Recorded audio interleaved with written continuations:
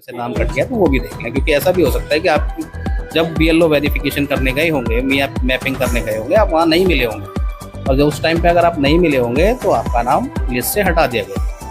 बहुत सर जैसा लिस्ट से नाम हटा दिया जाता है तो उसके लिए क्या ऑप्शन आएगा, मतलब नेक्स्ट स्टेप क्या रहेगा? ये अभी ईसीआई की तरफ से हमें कोई आदेश नहीं मिला है कि क्या ऑप्शन होगा उनके लिए, और जैसे ही ऑप्शन आएगा तो हम जनता को ये बताएंगे कि ये एक शिकायत और है स्थानीय लोगों की। उनका कहना है कि जैसा परिवार में 4 व्यक्ति हैं तो उनमें से 2 व्यक्ति के इसके एसआईआर के फॉर्म आ चुके हैं और एक व्यक्ति का रह चुका है। ये क्या मतलब ये इसके लिए कुछ ऑप्शन दिया जाएगा, ये क्या है मतलब ऐसा क्योंकि 2 के आ रहे हैं, 1 का नहीं आ रहा है, इसके बारे में आप क्या कहना चाहते हैं? 2 के आ रहे हैं और 1 का नहीं आ रहा है, इसका मतलब है कि उसका पीएस चेंज है, उसे दूसरे पीएस में उसको देखना पड़ेगा, क्योंकि जब फॉर्म भरते हैं आप ही लोग फॉर्म भरते हैं, हम तो भरते नहीं हैं उस टाइम पे। तो जो डॉक्यूमेंट आप दे रहे हैं उस टाइम पे और जो वेरिफिकेशन हो रहा है वो उन डॉक्यूमेंट के आधार पर हो रहा है। इस वजह से आपका सीरियल नंबर चेंज हो जाता है, कई बार पीएस भी चेंज हो जाता है,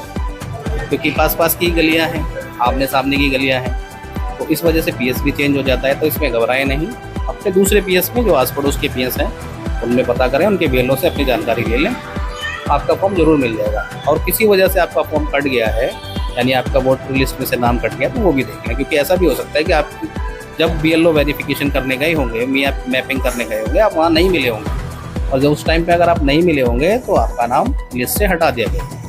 बहुत सर जैसा लिस्ट से नाम हटा दिया जाता है तो उसके लिए क्या ऑप्शन आएगा, मतलब नेक्स्ट स्टेप क्या रहेगा? ये अभी ईसीआई की तरफ से हमें कोई आदेश नहीं मिला है कि क्या ऑप्शन होगा उनके लिए, और जैसे ही ऑप्शन आएगा तो हम जनता को ये बताएंगे कि ये आपको अब करना है इसका। तोमर जी एक बात और मुझे आपसे करनी थी, जैसे कुछ लोगों में ये भ्रम है कि भाई ऑनलाइन भी देना है, फॉर्म सबमिट कराना है, ऑफलाइन भी देना है, उसमें फिजिकल उसमें रिसीविंग भी लेनी है, तो ऑफलाइन देना ज़्यादा बेस्ट है या ऑनलाइन देना बेस्ट, इसके बारे में क्या है? इस तरह के आप ऑनलाइन भी कर सकते हैं और ऑफलाइन भी जमा करा सकते हैं अपने बीएलओ के पास। ऑनलाइन जो आप सबमिट करेंगे उसको भी बीएलओ जो हैं वो री-वेरीफाई करेंगे। ऐसा नहीं है कि आपने उसको फॉर्म को भर दिया बस आपका काम खत्म हो गया, नहीं, उसके बाद बीएलए जो हमारा बीएलओ हैं वो बीएलए साथी वो उसको री-वेरीफाई करेंगे।